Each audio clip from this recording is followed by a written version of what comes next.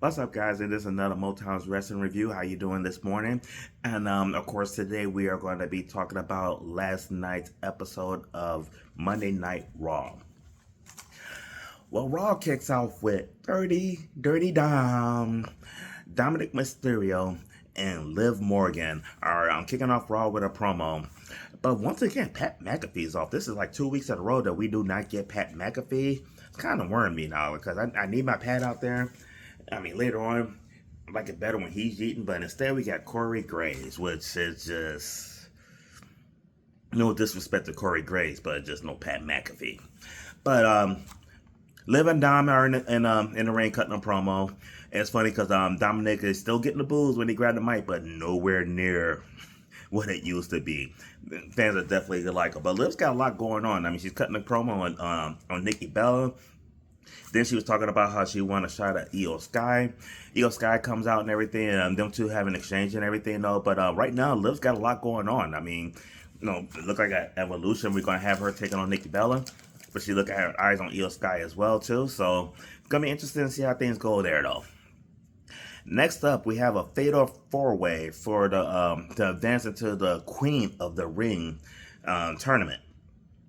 This match features Stephanie Vacure, my new boo,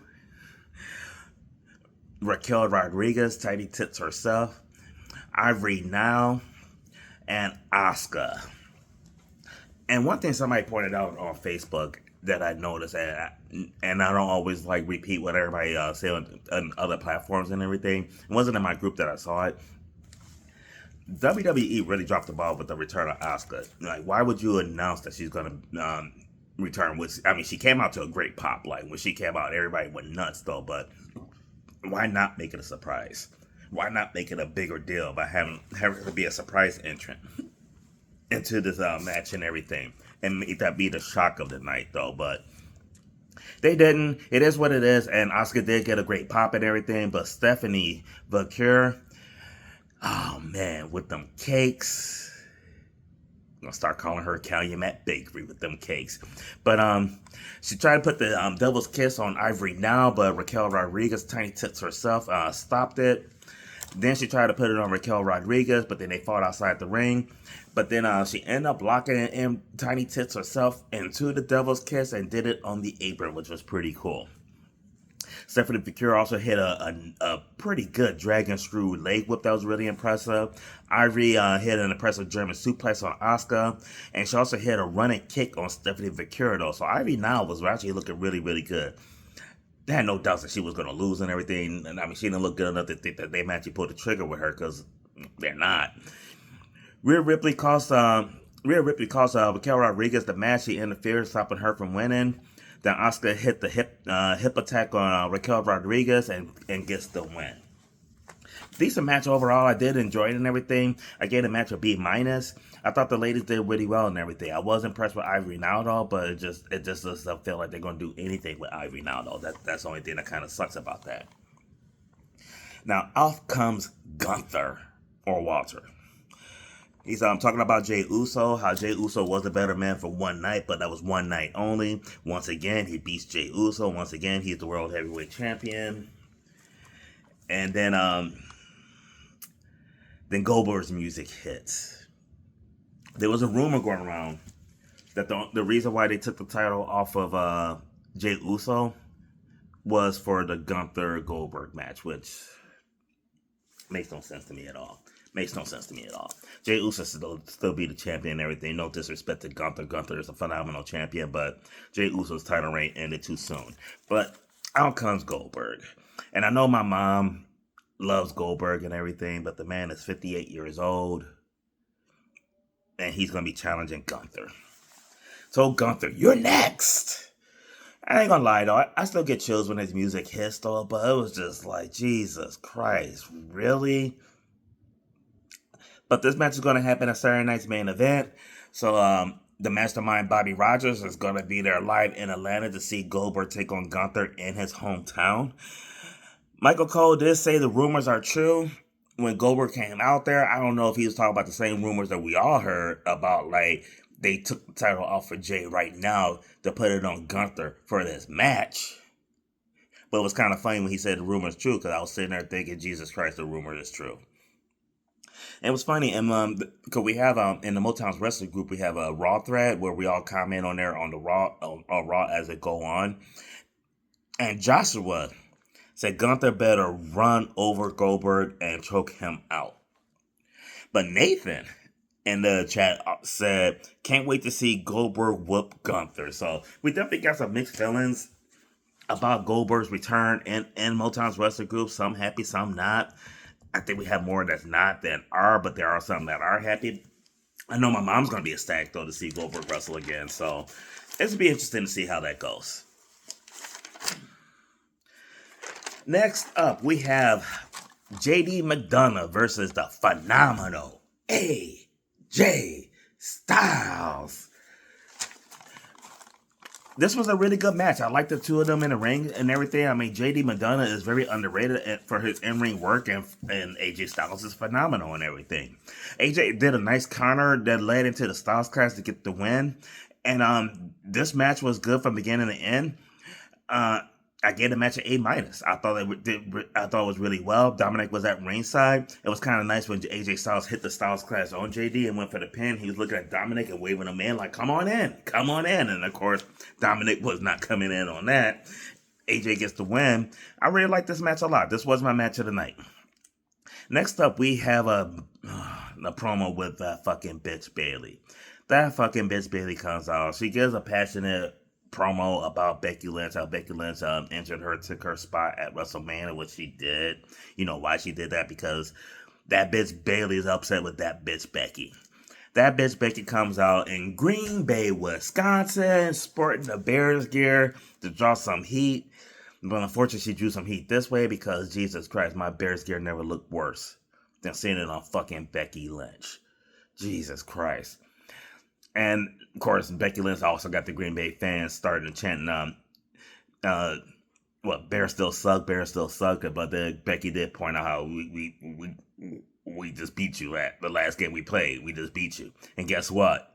Same thing's going to happen this season. I cannot wait for football season. I can't wait to see the Bears put it on the Green Bay Packers like Dash.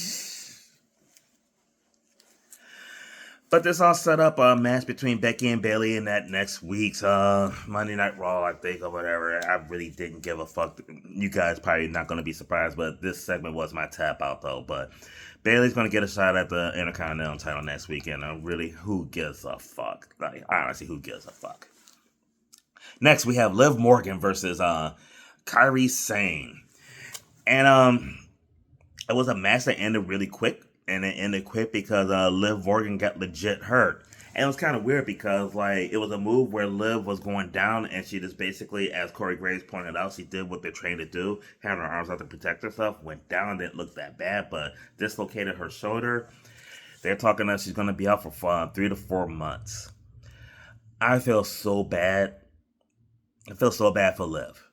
I'm not saying that Liv is the face of the women's division like she says she is. I'm not saying that Liv is like the biggest thing in the women's division, but name a woman that's got more going on right now. Now, this summer was going to be huge for Liv Morgan.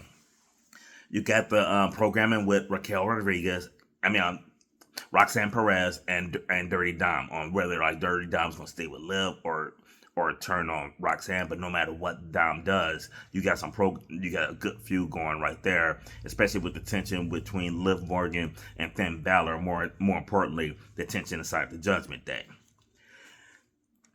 Last week they set up Liv Morgan versus that bitch Nikki Bella at Evolution in a few weeks and everything. That was going to be one of the feature matches at Evolution.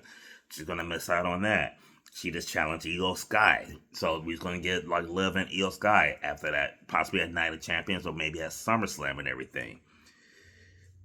We just going to miss a lot now because so much was surrounded by Liv in these feuds. And they had so much programming. Long-term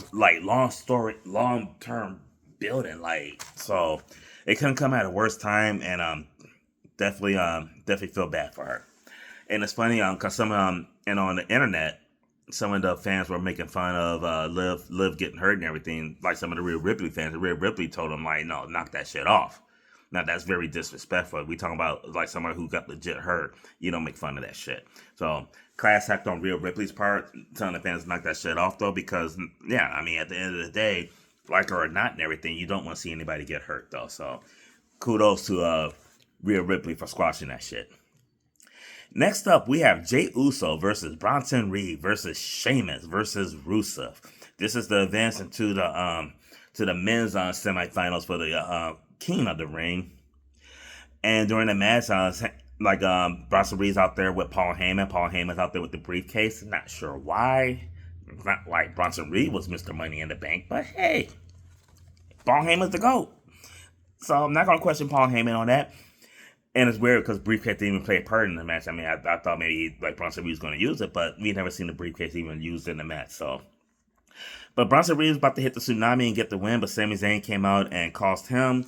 But then Braun Breaker came out, speared Sami Zayn. God damn, he got one of the best spears in the business. Bronson Reed was going for the win again, and then this time LA Knight cost him the match. Uso hit the splash on him, and then hit another splash. And Jey Uso gets the win. I'm sorry though, one thing I did not mention is how everybody was fucking yeeting before this match. I was yeeting, you were yeeting, everybody was fucking yeeting. Went pretty decent, but they did cut it short though. But it seemed like that's what they're gonna start doing on Raw, like going to commercial breaks, doing the yeets, and then I guess we gotta wait for the premium live events to really get our yeet on. But Jey Uso gets the win. Seth comes out all upset and everything. And it's funny because they're in Green Bay, Wisconsin. As I pointed out, Seth Rollins, the man, was coming out in Bearsky to piss off the Green Bay fans. But the same Green Bay fans, that Seth Rollins is a known Bears fan, and all them Packer fans were singing the Bears fan song as he was coming out. Then out comes Cody Rhodes, and everybody stopped singing his song and started singing Cody Rhodes' song and everything. And of course, a lot of tension between these two and everything in Raw. But the Fatal 4-Way itself, I gave a B.